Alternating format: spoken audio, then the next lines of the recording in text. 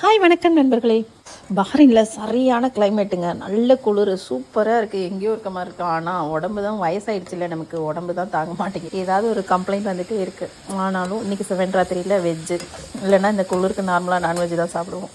சாம்பார் வச்சு பொடலங்காய் பறித்து ரைஸ் வச்சாச்சு. இருந்தாலும் பசங்களுக்கு எக்ஸாம் போயிட்டுருக்கு, அவங்களுக்கு எக்ஸாம் சொல்லிக் கொடுக்கணும். அப்படியும் கோயில் போகலான்னு பிளான் பண்ணோம். ஏன்னா 7 ராத்திரி கோயில் போய்ட்டு வரது ரொம்ப ஸ்பெஷலில். முன்னாடி இவங்களுக்கு மறுநாள் எக்ஸாம் இருந்துச்சு, அதை ஃபுல்லாக கம்ப்ளீட் பண்ணிட்டு போகணும். நான் மேக்ஸிமம் இந்த ஃப்ரெண்ட்ஸ்லாம் வந்து ஒர்க் ஷீட் மட்டும் முடிச்சுட்டு போயிடுவேன். ஏதாவது தனுஷா கொஞ்சம் ஷார்ப்பு டக்குன்னு பிக்கப் பண்ணுவானுங்க. என்ன அவங்கள உட்கார வைக்கிறதா ரொம்ப கஷ்டமுங்க. அவங்கள உட்கார வச்சு அவங்கள படிக்க வைக்கிறது. உட்காந்துட்டாங்கன்னா 10 நிமிஷத்தில் படிச்சிருவாங்க. அவர் அன்னைக்குன்னு பார்த்து லேட் ஆகிடுச்சு வர்றதுக்கு. ரொம்ப லேட்டாக தான் வந்தார். அதுக்கப்புறம் கிளம்புறதுக்கு லேட் ஆகிடுச்சு.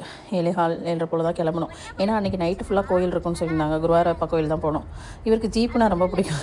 அதனால் இந்த ஜீப்பு முன்னாடி பார்த்தோன்னா அப்போ சொன்னேன், இந்த மாதிரி இதாண்டா அவங்க அப்பாவுக்கு பிடிக்கும் அப்படின்னு சொல்லி காமிச்சேன். கோயில் ஏரியாவுக்கு போனால் சரியான டிராஃபிக்குங்க. அந்த கோயில் அந்த ரோடு அந்த சிக்னலில் திரும்பினோடனே 2 பக்கட்டும் ஃபுல் டிராஃபிக். ஏன்னா அந்த கோயிலுக்கு வந்திருக்கவங்க நிறைய எல்லோரும் அந்த சைடு வந்துட்டு அவுட் சைடில் தான் பார்க்கிங் போட்டிருந்தாங்க. நாங்களுமே அன்றைக்கி பால்குடத்துக்கு போட்டிருந்த மாதிரி இது வெளியிலே நிப்பாட்டிட்டு அங்கேருந்து நடந்து போக ஆரம்பிச்சிட்டாங்க. செம்ம டிராஃபிக்காக இருந்தது. உள்ளேயும் போனால் பயங்கர ரஷ்ஷாக இருந்தது.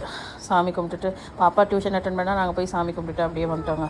கோயிலுக்குள்ளே போனால் அந்த ஸ்விம்மிங் பூலில் வந்து கிருஷ்ணர் சிலையை வச்சு சுற்றி லைட் போட்டிருந்தாங்க. ரொம்ப சூப்பராக பண்ணியிருந்தாங்க. நல்லா இருக்குது பார்க்குறதுக்கு.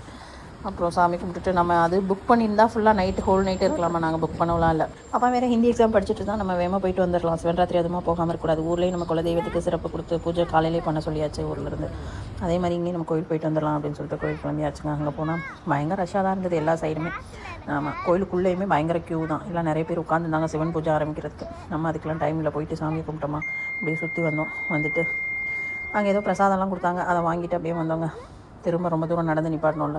ஆனால் உண்மையிலே கோயில் போனால் அது ஒரு பீஸ்ஃபுல்லாக தாங்க இருக்குது. இந்த கோயில் வர வர ரொம்ப ஹைலைட்டாக கொஞ்சம் அமைதி இல்லாமல் இருக்குது, பட் ரொம்ப நல்லா இருக்குங்க. நிறைய விஷயங்கள் பண்ணுறாங்க.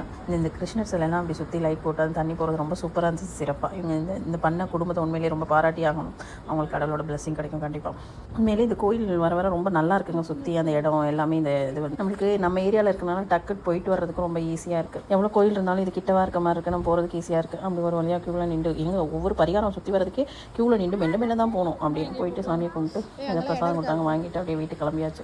அப்படியே வர வழியில் ஏதாவது இவங்க ஷாப்பிங் பண்ணி வந்து நாங்கள் எல்லா இடத்துக்கு போயிட்டு வந்தோம். எவ்வளோ விஷயங்களை விட்டுட்டு நம்ம இங்கே வந்து உட்காந்துருக்கோம். நம்ம கடமைகளை செய்யாமல் நிறைய விஷயங்கள் இருக்குது. நம்ம பிள்ளை வளர்க்குறது மட்டும்தான் நம்ம கடமை நினச்சிட்டு வந்து உட்காந்துருக்கோம். நம்மளோட பேரண்ட் அவங்களோட பேரண்ட் இவ்வளோ விஷயங்கள் இருக்குது. அவங்களுக்கும் பேரண்ட்டு காசு அனுப்பினா மட்டும் போதும் அப்படின்றதுலாம் கிடையாதுங்க. நிறைய செய்ய வேண்டியது இருக்குது. நாளைக்கு நம்ம என்ன பண்ணுறோமோ அதை நம்ம பிள்ளைங்க நம்மளுக்கு பண்ணுவாங்க. சரி பிள்ளை வளர்க்குறோமே இங்கே அதையாவது கரெக்டாக வளர்க்குறோமா, நம்ம எங்கேருந்து வந்திருக்கோம், நம்ம என்னவா இருக்கோம், நம்ம அடுத்தவங்களுக்கு தொந்தரவு பண்ணக்கூடாது, நம்ம உண்டு நம்ம வேலை உண்டுன்னு இருக்கணும் அப்படின்னு அதை சொல்லி கொடுத்து வளர்க்கணும்.